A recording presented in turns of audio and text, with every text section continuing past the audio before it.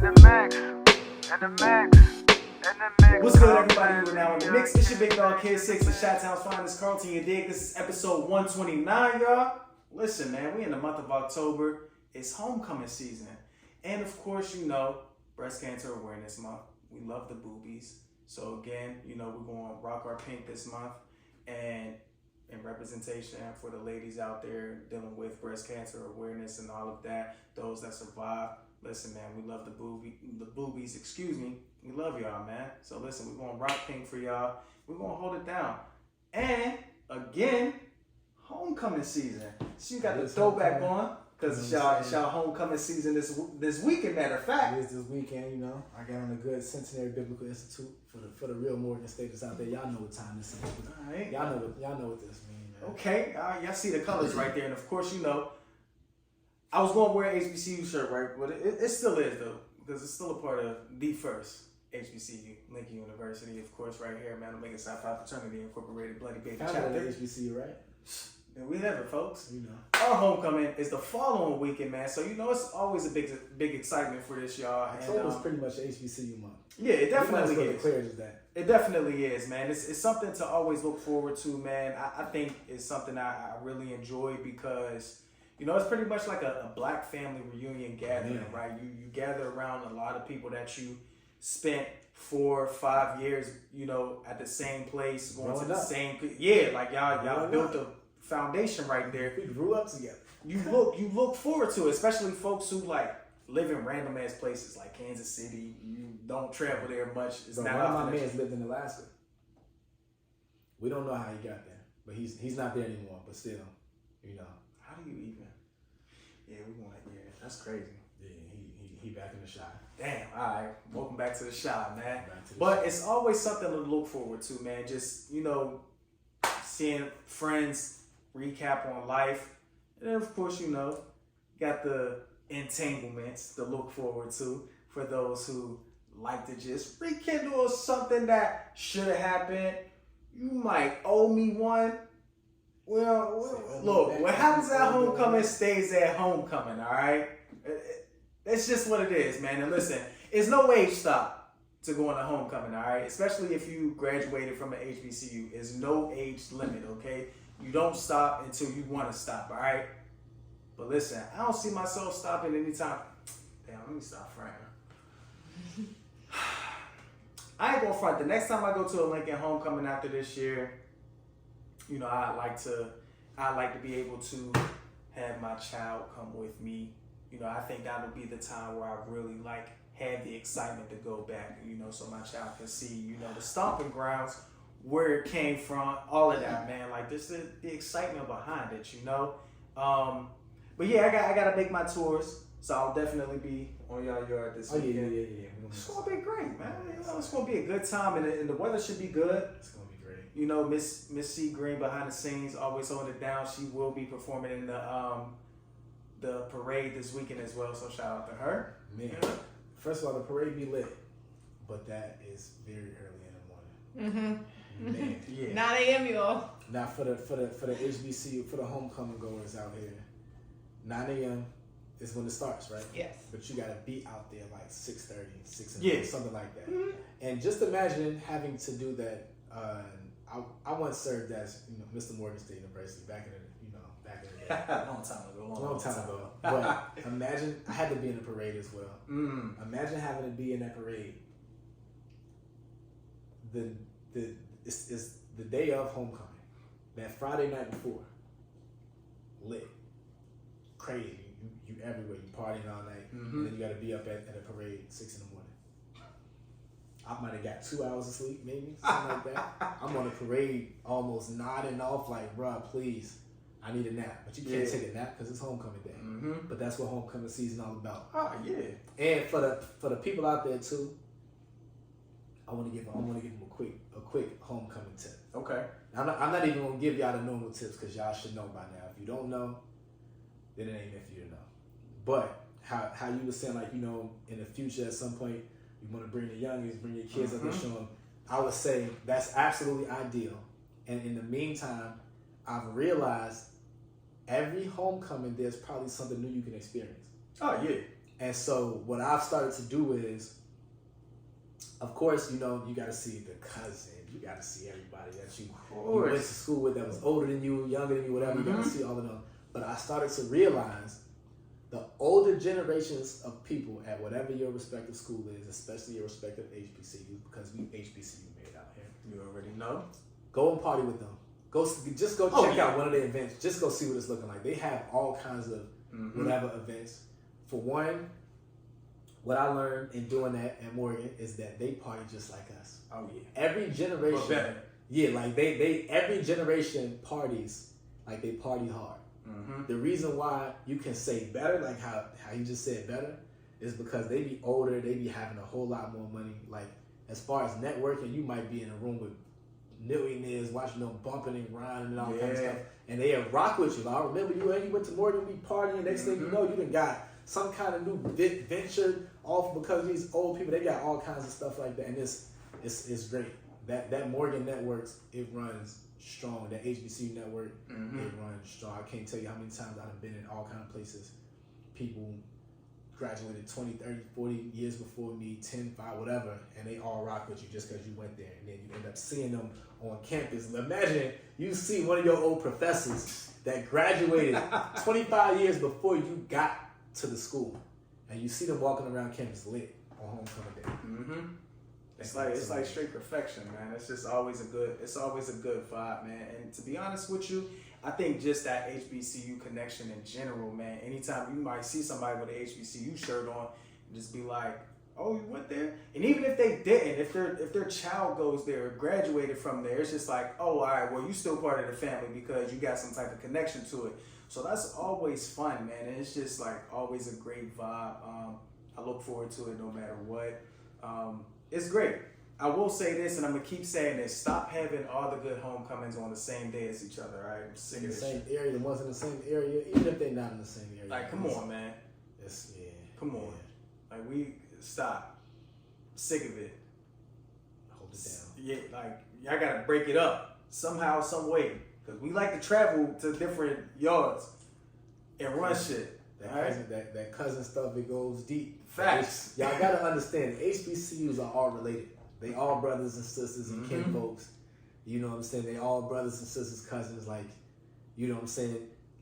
I put it to you like this: if the schools are within like an hour of each other, they brothers, sisters. Yeah. Brother.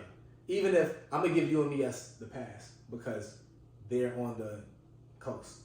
They're on the shore. I've never been to theirs. I've been to their school before. For real? So I would still say they still count as a brother or a sister. Kind of. But just because they're not near any other schools that's HBCUs. Like the closest ones are still like Morgan, Bowie, Lincoln, Coppin, whatever, you know what I'm saying? If it's any other school that's a little bit further than that or it might be out of state or something like that, y'all like cousins. So like, you know, shout out to people like, you know, South Carolina State, Savannah, FAMU, Alabama A&M, they're the cousins. Yeah. You know what I'm saying? His school got an evil cousin in Missouri. My bad, an evil twin. Real shit. The other Lincoln. Hell yeah. 2 Lincolns. Same colors, same mascot, and everything. Yo, it's crazy. It's crazy, man. They just in Missouri. Hell yeah.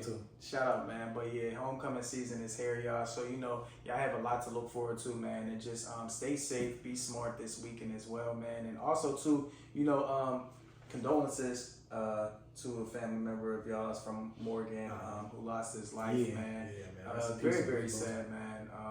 You know, I didn't know him, but I just, you know, I felt for my family out there, my Morgan family out there, man. And, you know, just from everything that everybody was writing about him, you know, he seemed like he was a good person. And it's crazy because it was kind of like Carlton's twin. Like, they looked just alike, man. It was crazy. Like, it was really crazy, man. But, you know, condolences to the Morgan family and his family as well. You know, he leave behind a wife and 3 kids, man. So, you know, sending our prayers out. I believe he also has like a GoFundMe. His family has a GoFundMe as well. Yeah, it was pretty much the GoFundMe out there. Maybe we can find the link for it. It's probably still out there.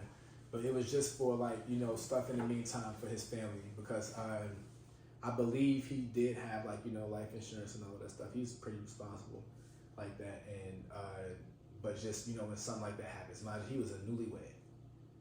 You know, and he had him and his wife. They had 2 kids. He He already had a son. You know what I'm saying? Blake Bozeman, rest in peace. Tragic, man. Like how it happened. Waking up to that news was just insane. And like he did say, like they used to think we was like legit twins all the time. I think I was a little bit taller than him, but even his dad was the basketball coach in Morgan. Mm-hmm. His dad stopped me one day and was like, boy, I thought you was my son for a second. I'm like, and it used to be so funny because whenever we seen each other, it was always a scene. Like we'd speak that, keep it up, but it was always a scene because everybody be looking like this nigga just dapped himself up. I ain't never seen nobody dap himself up. Right? I'm like, bro, they that was my dog though, man. He was a great of man. that. I'd have been like, yo, bro, I don't feel like going to class today. You got me? Yeah. I got you, bro. Yeah. Yeah, I tried to tell him one day, I said, bro, if you ever need to miss a game, I still got it. I still got it. Yeah, let me know I'll throw the jersey on, bro. Like, yeah. But yeah, man, rest in peace. Rest in peace, man. But, you know, shout out to our sponsor, man, Rich King Brand. Of course, it is fall season. I think it's fall season because the last few days it's been in the goddamn 80s. It was fall last week. Yeah. I don't know what the hell going on. But before that. Yeah, you know, go cop up, man. Get you some flannels, some sweatsuits. You name it, they got it, man. Hit up Rich King Brand, yo. And moving on, because we got to talk some sports, man.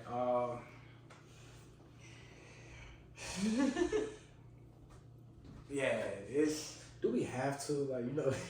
The NBA season started. We got something fresh to start. NBA season is, you know, starting. The football season start? Unfortunately, bro. Damn. Unfortunately. These games count? Unfortunately. We can't get a do-over? Listen, unfortunately, man. I mean, at least y'all got two. Yeah, we 2-2, man. I got 2 wins. 2-2. I got 2.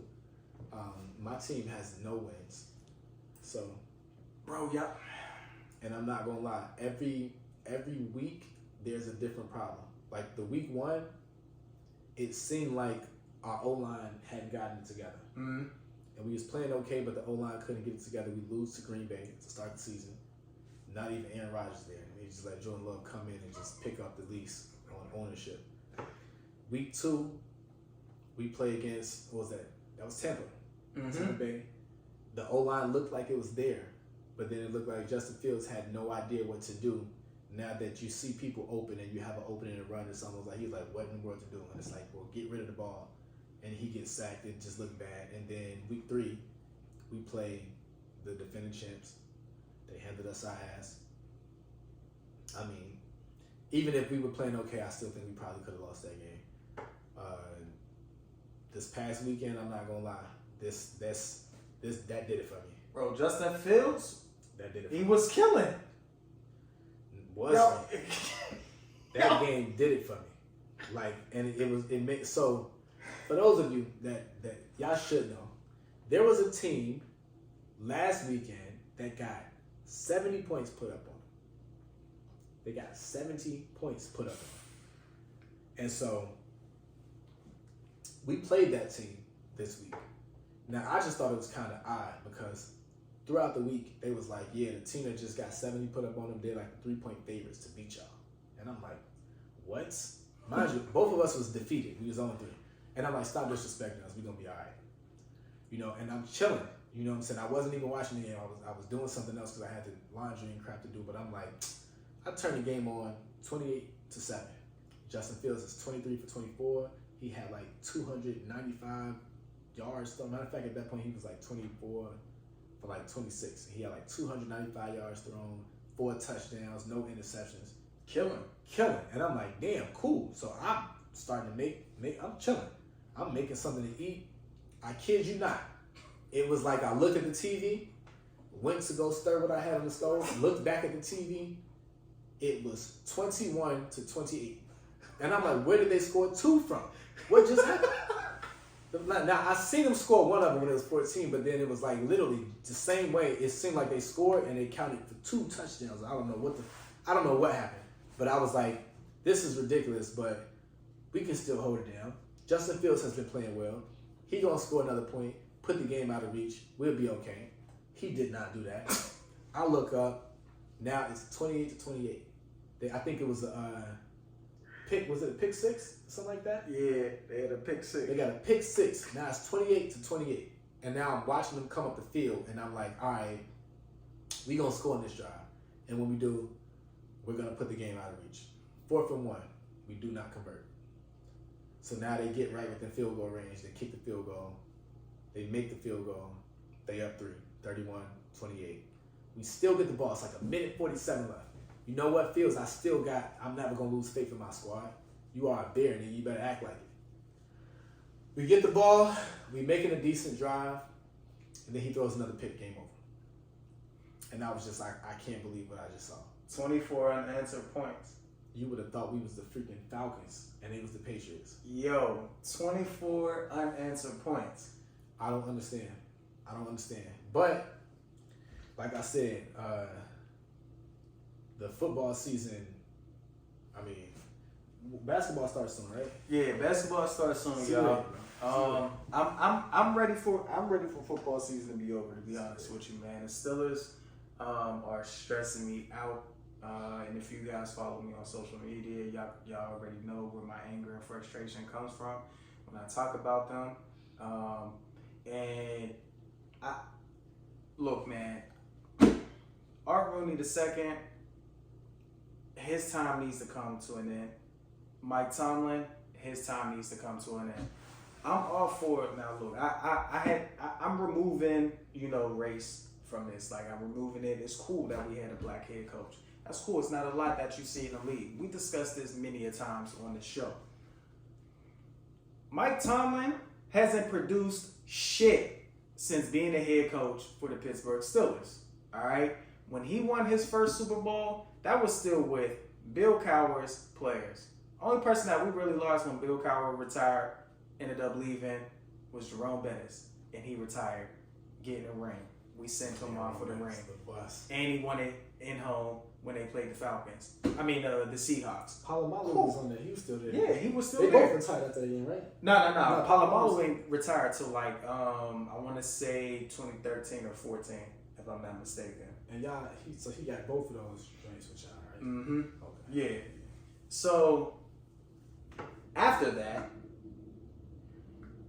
Tomlin has brought in some trash players from the draft, and he's also brought in some good players from the draft.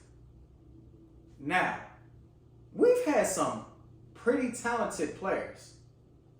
Now, the most recent talented team that he had was the 2017, where he had a healthy Ben, a healthy AB, a healthy Le'Veon Bell. We had Martavius Bryant. We had a rookie Juju Smith-Schuster. We had Marcus Wheaton. Our offense was fucking solid. Our defense, solid. We still had a healthy Ryan Shazier. I promise you, I really wish he was still on the team. What do?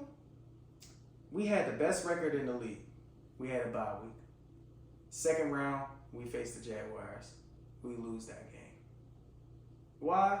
Because we were focused on trying to beat the Patriots, who always handed us an L. Y'all lost to, was it Jacksonville? Yep. Lost to them. Mike Tomlin hasn't won a freaking playoff game since like 2016, I believe. Prior to that, he hasn't done much. Now, everybody keeps screaming that he's a Hall of Fame coach.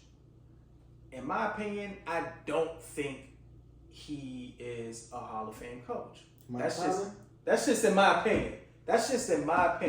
Yeah, he got him a Super Bowl. He don't got no losing record. At this point, doesn't have a losing record. Focus, right? That's what they're gonna focus on. But if it's me, what exactly have you done? Ben, to be honest with you, Ben should have four Super Bowl rings. You only had 2, right? And you only got 2. And 3 appearances. 3 appearances. Lost to Green Bay, which we should have won that game. I should have won that. Ben should have retired with 4 Super Bowl rings. He only retired with 2. Tomlin, as a coach, is too laid back for me. Like, he's too cool. It's kind of like, you're okay with the shit that's being produced out here. Hey, it's the black man out there holding it down. You're okay with this. Me as a fan and the other diehard Steelers fans are not okay with this because we expect more. Because when you're a championship caliber team, organization, you have those high expectations. Nothing less. Bro, we haven't gotten anything from him.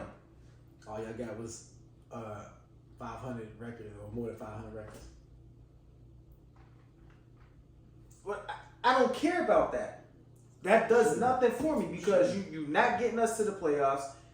You're not even getting us to the AFC Championship. Can we at least smell a Super Bowl before you leave? I'm ready for his time to be up, to be honest with you. I feel as though... How long been there? Like 15 years or 12? 16, 17. Damn. Yeah, because after we won the Super Bowl in 2005... That was the first That one. was when... Yeah, that was when Cowher ended up retiring. Yeah, because he got out of there. Yeah. And Bettis. They both was... Yep. So it's like... They got up out of there. It's like, come on, man. You can't keep... Like, you're wasting our talent. You are wasting the talent that we do have. And then, of course, you know, our O-line is shit. I was going to say, you got to speak on that O-line. They're horrible. Kenny Pickett can't read for shit. I was having high hopes for him. They was talking shit about him. I seen people. I don't think he's it. I don't think he's it at all. You know what? And I wasn't sold when we drafted him. You already remember this. I hated the fact that we drafted him. But then he kind of grew on me. He grew on me. And then I'm like, damn, you know what? We might have something. He might be the future. Now I'm looking at him, I'm like, bro, you looking like a rookie all over again. Like, you running into the sacks. I just don't get it. I don't get it, man. I'm stressed out. I'm sick of these. It's cool, man. Lakers, we back, baby. NBA season getting ready to start. You know, Lakers, man. We yo, listen. Us versus the Nuggets in the Western Conference Finals rematch. We winning that shit. We going to the ship. That's just what it is. That's how I'm calling it, man. We brought back the players that we needed. We going. I can't wait, man. How you feel about your Bulls? My Bulls is gonna be. We're gonna be okay. Okay. We're gonna be decent. Like, we're gonna be formidable. You know, I think we can. Playoffs? I think we can do okay. I think we can make the playoffs. Okay. For sure, I think we can make the playoffs. All right. It's just the fact that. So Damian Lillard is a Milwaukee Buck now. You want to talk about breaking news? Man. You want to talk about breaking news? Now, I ain't gonna lie. I said probably a year and a half ago. I said if it was anybody that, probably a little bit more than a year and a half ago. I said if it was anybody I would like to see Dame play with, it would be Giannis Antetokounmpo. And when I said it, I was like, I don't think it'll ever happen because I didn't see Dame leaving Portland and I didn't see Giannis leaving Milwaukee. Mm-hmm. Now, as fate would have it, even Dame himself said he wouldn't mind playing with Giannis. And they ended up teammates. Now, y'all remember, originally he said he wanted to go to Miami. Mm-hmm. And I feel like part of the reason why he wanted to go to Miami was because they were a great, formidable team that didn't have like a real, I guess, superstar, even though Jimmy Butler is like right. Sometimes he crosses that line.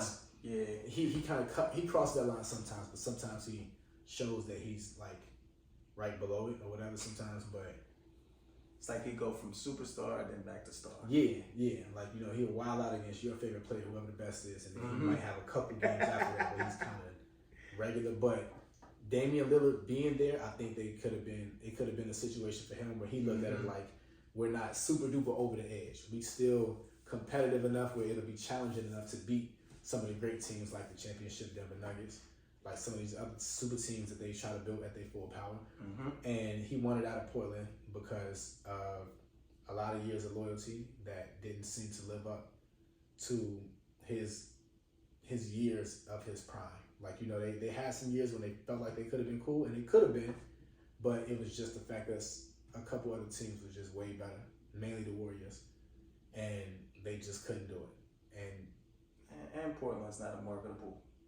Yeah, and We do live in an era though where a lot of small market teams, they can become very great. Like Milwaukee's wasn't really a big market, but Giannis turned them around. And as far as any players that I know that will absolutely stick to the grind, they are the epitome of that. I feel like it's Giannis and it's Dame.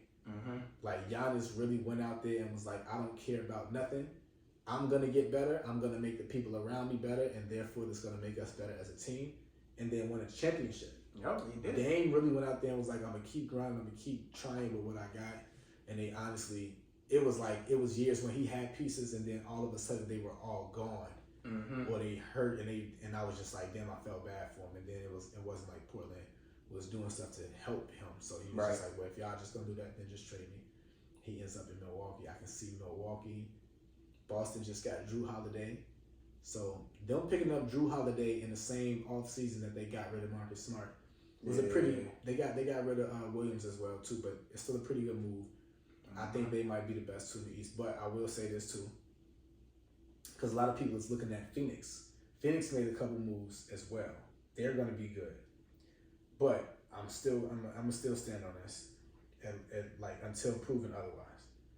Nobody in the league is beating the Denver Nuggets. Nah. Like they just like any and I don't say that to say like, because of course that's not my squad, but I say that to say that they are still good enough to beat any team in a 7-game series. And if any team would want to beat them, that's like the bar.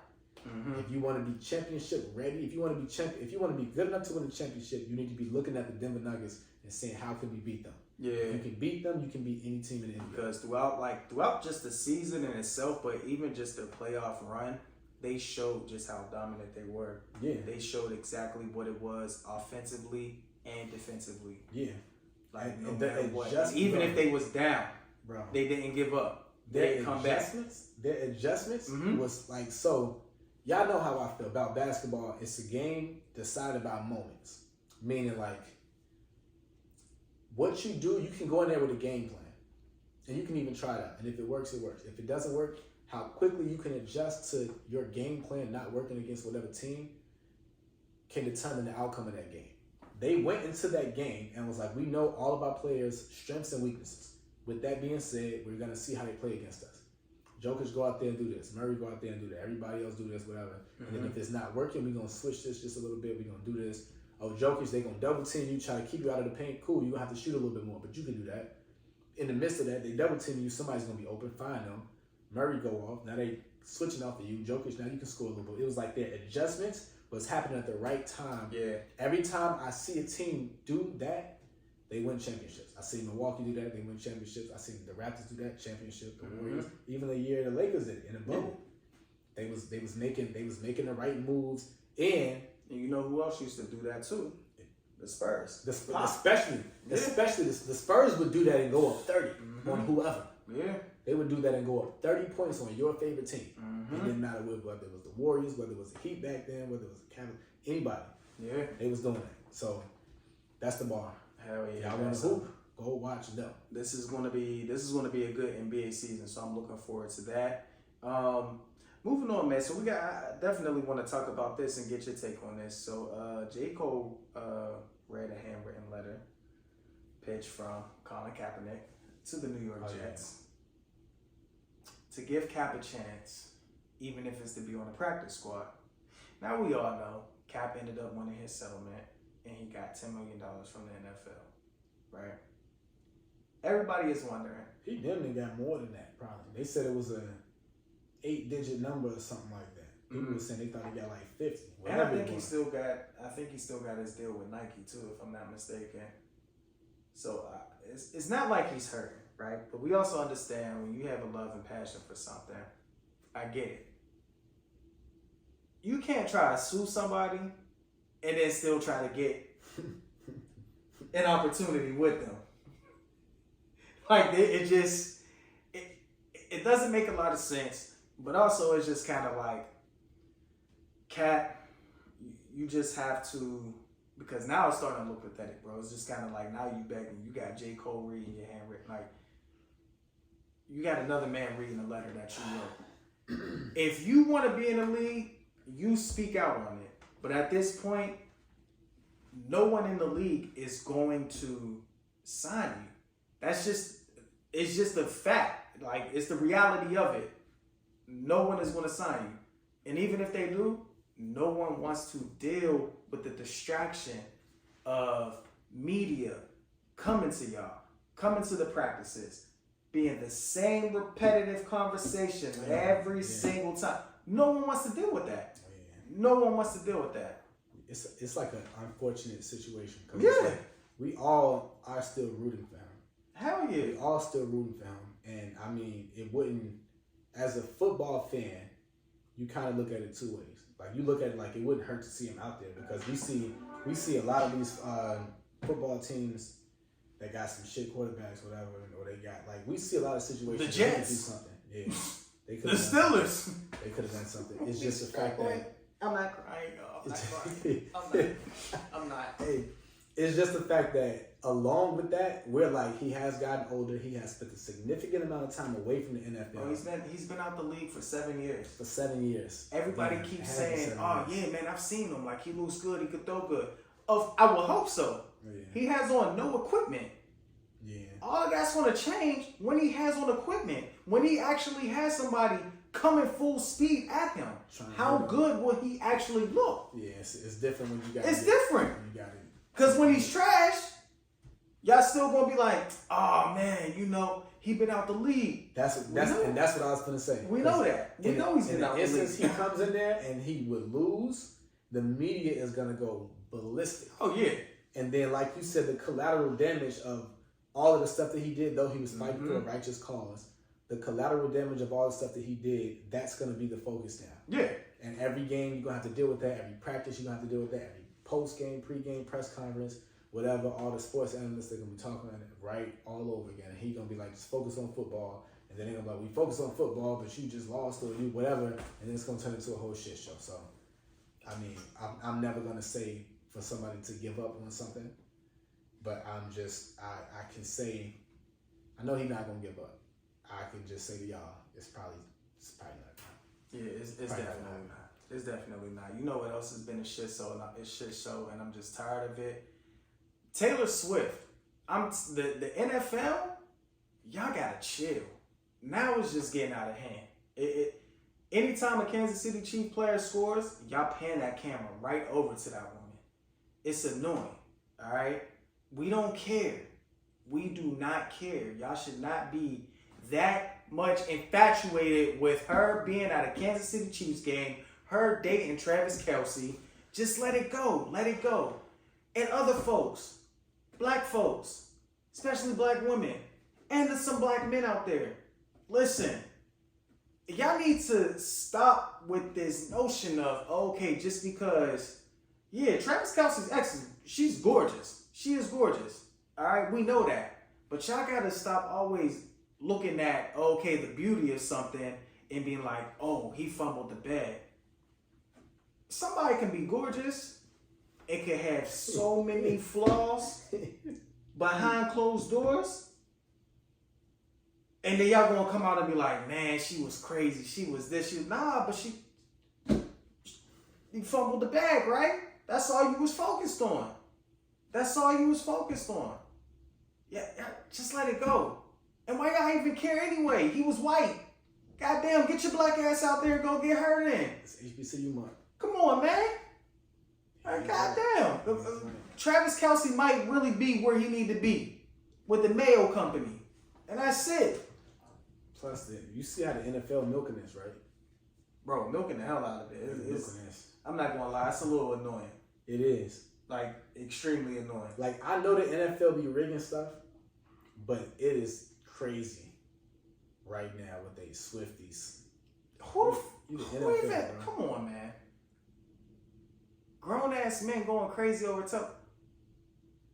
She's very, now you know who's not a 10? Her. She is very basic. Hey, listen. Beyonce had one of the greatest videos of all time. That was no lie. I just, yeah. I don't get it, man. I don't get it, man. Moving on. So, we got to talk about Skip Bayless a little bit, right? Because he tweeted something that kind of ruffled, some folks' feathers a little bit. But I want to get your take on this. So Skip Bayless, he tweeted and said, "Is Colorado Buffaloes Black America's team?" Oh my God. All right, now that caused the uproar, right? That caused the uproar because now, coming from a white media analyst such as Skip Bayless himself, to tweet something like this, right? But what I understand where he was going with it, but his delivery was just his cadence was just off, way off. It's just kind of like, all right, when you read it, it's just kind of like, You can say it in whatever tone you want to say it in. oh, you Whatever are you tone saying, want oh, to say it in. this is the nigga team then? That's what it's really kind of gearing towards. Like, is this America's nigga team now? No. When you have a lot of respect for someone, it's just kind of like you root for them to win because everybody is just so against this person. We all know the type of influence and the power that Deion Sanders has. Look at what he did with Jackson State. Mm-hmm. Look at how he turned that program around. And, you see him what he's doing with Colorado. Now, they just, got smashed against your team, Oregon. And then they was getting dogged by USC. But when you have a coach like Prime, you going to have that dog mentality first half and second half. And they ended up coming back. And they only lost by a touchdown. 48-41. 48-41. Everybody is still praying on Prime's downfall. But Prime, he's just going to, no matter what, even if he loses, all that's doing, he's still going to be able to get those 4 5-star recruits from your big Power 5 school. And not to say that Colorado isn't a Power 5 school, but this is, again, a team that just went 1-11 last season. They already have 3 wins under their belt, and they're going to get more. But the road is just going to get extremely tougher for them down the line because they're going to continue to play ranked opponents. But he already knows where he has to build during that offseason. He needs an O-line because his son is getting. Listen, He's still balling. Still balling. Obliterated out there. like he's getting demolished out there. And the crazy part is that he has been sacked so many times, and they're only 4 or 5 games in to the season, and he's already been sacked over 30 times. That's insane. But he still has heart. He's still gonna go out there, still put up his numbers. I'm just trying to figure out, why is everybody praying on Prime's downfall? And then I gotta really look at it. He's a confident black man. They don't like seeing that. And it's Prime. That's what I'm finna say. Cause really, the way that I seen this stuff too is that, like, what you end up noticing, and I guess this is part of the thing that made Skip say what he was trying to say. It's almost like hearing him say it can sound a certain kind of way, but he almost wants to know, like, is this like a cause that, like, Black America or black people are rallying towards? And, like, it is, because remember the original cause that he was fighting for, which he stated was his calling, was he wanted to show people that there was talent at HBCUs that could, these Power 5 schools could they can compete with them, all of that. And so he went there. He brought a lot of great talent there.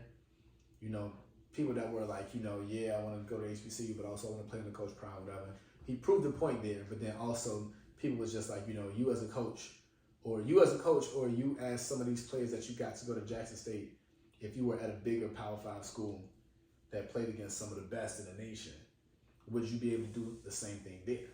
And he's like, first of all, as a person that is a coach, period, you're gonna have the confidence. You should have the confidence, and most of them do, to say, I don't care what it is. if you give me some time, opportunity, I can go up against whoever and do well. That's how you're gonna think. Mm-hmm. But look at the subject. We are talking about primetime Deion Sanders. It's people out there that like understand by me saying his name what that means. Mm-hmm. Everything he's done and accomplished. That's who we talking about. It's no way you think he finna go out there and be like, what? Yeah, I'm finna. We know who he is. And then the craziest part about it is that he's shown and proven. So it's like him showing and proving that he can do these things. You put him in a position like you said. Colorado was 1-11 last year. Yep. He came out automatically and won in the first 2 weeks more games than they won all last year. Exactly. And then for this to be his first year there, it's like he made a great turnaround. It's a lot of people that entered the portal to come and play with him, to leave from playing with him. And the first game he played against the champions, not the champions, they were in the championship game, beat them. Second game, another person who hates his confidence played him. He was talking crazy, played him, beat him. And the craziest part about it is, and we talked about this, because Oregon, I like Oregon. That's my team. I root for Oregon in college football, but I also don't root against primetime. I can't. And the point in that is that like you kind of see how they're trying to, it's like becoming marketable for teams to make it a point to talk crazy about Deion and try to really go at him and like really prove a point. And it's like, in doing that, it's like, damn, Oregon, it's not like Colorado is y'all rivals or no shit like that. Why was it such a big point for you to prove to them that you could really demolish them? They were unranked when the season started. Mm-hmm. They beat TCU and became ranked, and they won another game. They still was ranked, and you want to make. I think they was 19 when they played Oregon. Yeah, and Oregon was number 10. So you're a top 10 team, and you really worried about the number 19 as if they like really insulted your mom or some shit. Like even the games after that, it's just like, bro, y'all doing a lot, and I'm realizing that it's become a media thing too. On both sides, they feed into it on both sides. They feed into it as if Deion Sanders' confidence is a direct shot, disrespectfully, at whoever he's going up against. Yep. And the point is that, like, bro, it's a coach saying, and he never even talks disrespectfully or negatively towards whoever his opponent is. At all. But they be talking crazy to him. And so now people looking like, bro, what's up with y'all doing all of that? And then even when that happens, his players still play well. Mm-hmm. Now we know that one guy injured, Travis Hunter, which was like his best player. Him and the quarterback, his son, they was the best players. And so now we see that they can still perform even with all of these odds up against them. Yes, we know that what makes these Power 5 schools great often isn't the talent, skill positions. It's the other positions that's just like the enforcers. Yeah. Like the D-line, the O-line, something like where you got to find these big country fed ass people that grew up on farms in Iowa and Texas and Florida and shit like that. The people this motherfucker was 6'3", 230 pounds solid when he was 14 or some shit like them people. I don't know where Nick Saban be finding his. I don't know where Nick Saban. I think he got like a plant. Like he be cloning them or something. Yeah. Bringing them straight to Alabama. But those kinds of people, and we know that like Prime might not get too many of those. Well, he didn't get too many of those right now. But that's why he's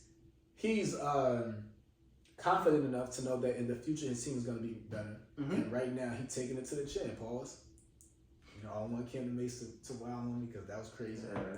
Gotta pause that. Gotta pause that. But, you know, right now he's saying it. He's like, you know, look, these players, they're great. They played a great game. They beat us fair and square, whatever. But I want y'all to understand that all of the stuff that y'all doing to me now, do it right now while you can, because I'm coming, and we gonna pause that too. Yeah, because you know we gonna pause that too. Yeah, that's a bull jump. But again though, he will only get better. And the crazy part about him getting better is that even when he becomes better and he gets his vengeance on a lot of these teams that's making it a point to try to really wild out on him, he's still not gonna talk shit. Right. It's the crazy part, man. So Prime, just keep doing what you're doing, man. Tell these other folks just to stay blessed. That's the crazy part. He carries a smile on and he just goes on about his business. Other teams, they still be out there talking. You just be like, bro, the game's over now. Y'all should be Talking all that bull junk. Yep. Come on, man. Come on, man. Look, the game was over. You still talking about me. You should be worried about your... I'm worried about my next opponent now. You should be worried about your next opponent. Man. Your next opponent better than us. They gonna beat y'all like y'all beat us. Mm-hmm. Moving on, man. Moving on. So we really didn't have an opportunity to discuss this because we were out last week. But and last week was still, September. So we can still bless this man with Stupid of the Month. Nicki Minaj's husband. All right? Because this bozo, he has to serve 120 days on house arrest for threatening Offset. Now, we all know Nicki Minaj's husband. He is a registered sex offender. Okay? That's number one. He sure is. I think by now, for his grown dumbass, he knows what he can and cannot do. All right? But for whatever reason, his grown dumbass is on social media making threats, knowing damn well you can't make no threat. All right? Because clearly that's a violation of your probation. You're still on probation. All right? You out here making a fool of yourself. Your wife is still out here making a fool of herself. Now, if anybody want to talk about at their grown age, that's who Leah need to be talking about. Shout out to the therapist, man. That's who Leah need to be talking about that should not be doing shit at their grown age. Right. Nicki Minaj. Alright? I just don't get it. Why you are still beefing with women in here, and when female artists come in, you feel like they gotta bow down to you. It's just like, bro, you're too old for this at this point, man. Like, give it a rest already. Like, niggas is really tired of it at this point. You still beefing with Cardi. Let it go. Let it go. Then you got, because you want to have the husbands involved. Offset just really out here living his life and enjoying himself. Your husband, he can't go near any fucking schools. That's number one. He can't go near Chuck E. Cheese. Anything that has child relations near it, your husband can't go near. That should be your main focus. You're married to a fucking... Say it out loud again. Your husband can't even go near kids. Your husband can't even go near kids. And you out here steady still trying to beef with folks. Now, how old is Nicki? Nicki around 40, right? Mm-mm. Close. Close? Close. She close. Monica should be... She close. Because 30... She was born in... Like 80... 87. No. Plus she's 87. Because she was No. beefing with Keys. Alright, I looked this up. Listen, I think she's older than Drake, but younger than Wayne. Drake was born in 86. Wayne was born in 82. Okay. Even still. She might have been more than like you just gotta do better, man. Like, stay silent, stay off social media. You looking wild. She made a live one night. She had all the goons in the studio with her. She was looking stupid. Looking fucking December stupid. 8th, 82. There we go. She's the same age as Wayne. She is 40. Yeah. Wayne was born September 9, 2782. Yeah, so she old as hell. Sit your old ass down somewhere. You know what this needs to be? On the episode of When Keeping It Real Goes Wrong. For real. I bet his dumb ass won't be making no more threats again. But then you doing it for clout. You doing it for, like, bro, the nigga, you know you are a registered sex offender. You know you are, like, you're on probation forever, damn near. So you know doing certain stuff is a violation of that. Not only do you do that stuff for clout, but you do it on camera. Not only do you do it on camera, but you fucking do it. Let me wash my mouth. But you do it somewhere where, like, you should have known he wasn't even there. Like, that man was in a whole other city and state, parlaying, and you waiting outside some random hotel in your city, like, yeah, we waiting for him. You looking stupid. And then it's like, suppose you would have found him. You was gonna film that too, but you thought it was gonna be a fight. Offset would have probably came out that bitch 8 deep and flooded them. Then what? That's why I say, like, a lot of these folks, they really be trying to act so gangster on social media, and it's just like, if you have to record and make videos and do all, you really not about that life. You're not. You're really not. Yeah, y'all just need to do better. Seriously, do better, man. Speaking of doing better, so y'all know, Club Shay Shay, he had Brittany Renner on his episode on his podcast. I'm still trying to figure out why he had her on there, but whatever. We all know why Unc had her on there. We seen that. I don't think I ever seen that man smile so hard. We know why, but he had her on there, and of course, you know, the topic was pretty much about her sex life, and which sparked the discussion yet again. Body count. All right. She mentions how she's had sex with 35 men in her life. I ain't gonna front. She's lying. You ain't gotta lie to us. All right. She said 35. I'm trying to be 36. I think Rick Fox trying to be 36 too. It's a lot of people trying to be 36. Yeah, Rick Fox. That nigga like he what 50 something. He is. I just found out that there's a lot of women that like Rick Fox. Yeah, there are. Like I don't even just I'm not even just referring to like women that was like around his age when he was. I mean like even people that's like around our age and younger was like they liked Rick Fox, and I was like, all right, shout out to Rick. But yeah, so you know, Shannon was kind of surprised when she said the number, and I'm sure he believed her. You can't be that gullible, because those that actually know, we know she lying on her box. All right. Why does it matter the person's body count? Right? What is that going to do for you? What is that really going to do for you in a moment?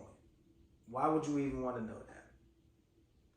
I don't even want to know that. Whatever you did in your past before me is what you did before me. Now, if you did a few things with some of the homies, that's a different story. Because we all can't be in the same crib and your name come up and like, everybody going around like, yeah, nigga, I had that, you know. Hey, did she do that one? You like, damn, I can't even wipe that. But yeah, she did do that shit, man. Like that. Then if she did some shit with other niggas that she ain't do with you, you kind of like, damn, so how come he got that and I can't get this? I'm just saying. But again, why does it matter? Like, why are we still at this age to where we're talking about body counts? Like, why? We don't care. We don't care. And I'm kind of pissed off that Unc even had her on the show for real. Because again, what was the purpose? What was the purpose? She did mention that she had sex with 3 niggas in one day and caught a yeast infection. That's insane. That sounds about right. That sounds insane. She said this on the podcast? Yeah. She's wild. She wild. I know damn well she wasn't fucking with 35. That'd be more than 35. Honestly, when they was bringing it up, I thought that was what the conversation was about, her lying. I didn't know that it was going to turn into a whole conversation about like actual body count numbers and this and all of that. I thought everybody was just going to be like, yeah, you lying. Yeah. Because honestly, that's where I feel like that's like where the basis of that argument is created. People just think you're lying. Like whatever your number is, whether you think it's too much or too little or whatever, I thought that the basis of that argument was just because people be like, whoever even says their body count, they're lying. Yeah. Even though in theory, I mean, people will be like, you damn near should remember everybody you had sex with, whether you remember the number or not. Or I don't know, whatever. I thought it was going to revolve around that, but then people just like, no, this is too many or this is whatever, and I'm like, okay. I just look at it like, do you care about a woman's body count? You can't. Because again, like I said, either people won't even really know or you would never really get a true answer. Mm-hmm. The most that you would need to know, I would say, is if they're safe. Like, you know, make sure you're safe because safety first. Mm-hmm. Or if they like fucked one of your homies or family members or some shit like that, like that, I feel like that matters more than the number. Yeah. You know, I mean, you know. There you go. But again, to me, asking somebody what their body count is pretty childish, in my opinion. In my opinion, I think it's pretty childish because what do you gain from that? Is that going to make you like them less? I don't think so. But to ask somebody like, yeah, so I mean, how many people have you slept? Like, you really about to have me sit here and think? Because also you gotta date back. Like, some people probably been excuse my French. Some people probably been having sex since middle school. Some people probably been having sex since high school. They gotta go all the way back then? Like, come on. And again, there are some folks who lose track. You can't sit there and tell me that you got a little black book at the crib and you like, yeah, I just hit Tasha this week. All right, Keeping a tally mark. Like niggas that be counting down their days till they get out of prison. Like you got Tasha and then you got GTD. What does GTD stand for? Come again? What was that? GTD, you got the draw. You got to say it one more time. I couldn't hear you. He got the draws, man. He got the draws. He got the draws. He got the draws. He said, bro, he got the draws. He got the draws. Like, come on, man. Yeah, like that. Recognize. First of all, if y'all don't know where we got that from either, put in the comments where we got that from. Let us know. For all the real people out there. For all the real folks out there. Let us know where we got that from. But yeah, man, it's too childish. Too childish, man. So moving on, man. Moving on. Drake's album is dropping. It is dropping. Good weekend. A lot of captions might come from that. It is dropping. Yeah. So it, you know, for the dogs, then, you know. For the dogs out there, man. So for all the dogs out there, you know, y'all gonna have your captions on go mode. I know all the ladies is probably looking for theirs too. And again, shout out to the therapist, man. Shout out to the therapist. I want to know this. All right? Because we had this discussion in the chat. And we want to know. Because the therapist says no one can be a 10. She did say that. No one can be a 10. We want to know from you, Mixlers, can someone be a 10? And we're just talking about physical, right? Whether it's their, face, whatever. If you want to add their body into that, then that's fine. But if you look past all of the body, but just want to go with the face, let us know, okay? Because the therapist does not think Kelly Rowland is a 10. Or anybody for that matter. Anyone. But I specifically said Kelly Rowland because Kelly Rowland is fine as hell. She's just naturally gorgeous. And every time she comes out, posts a pic, she just looks amazing. You know who else be looking good as hell too? Name one. Ashanti. Shout out to Nelly for getting that back. You know who else be looking damn good? Maya. Maya's she's gonna forever be fine. Yo, Maya's just... We know what time that is. But the therapist, she would say they're not 10s. Let us know. Please, ladies and gentlemen, please let us know if y'all think the therapist is bugging or she got a point. No one can be perfect. And we're not saying, we understand that folk can't be perfect in everything. But when it comes to looks, why do you think some folks be referring to people as dimes? That's 10. Am I tripping? If y'all need a little bit of context, because we do wonder what y'all are going to say, and we want y'all to post it in the comments and stuff. Mm-hmm. But when we say a 10, we just mean like flawless. And that is completely subjective. If there's somebody where you do not see a flaw, he just named 3 great people, that's a 10. And that's okay. So just let us know. We just been wondering. We just want to know, man. We just want to know, man. Get in the mix with us and let us know.